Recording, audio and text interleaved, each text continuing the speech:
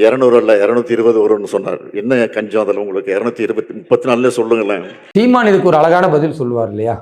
நீ என்னப்பா பைத்தியம், எது வேணா பேசுவ, நாங்க அப்படியான்னு.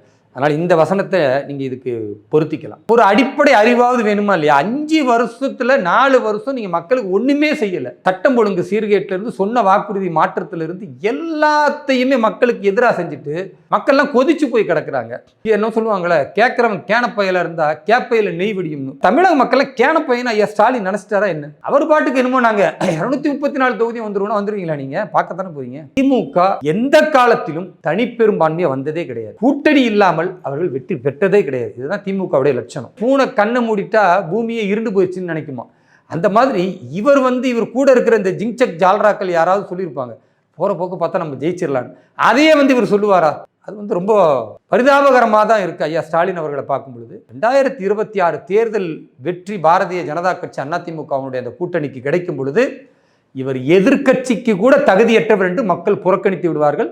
கடந்த காலத்தில் திமுகவை எதிர்கட்சிக்கு தகுதி இல்லாமல் நீ வெளியே போன்னு சொல்லி புறக்கணித்த வரலாறு இருக்கு. அது 2026 மீண்டும் நடக்கும்.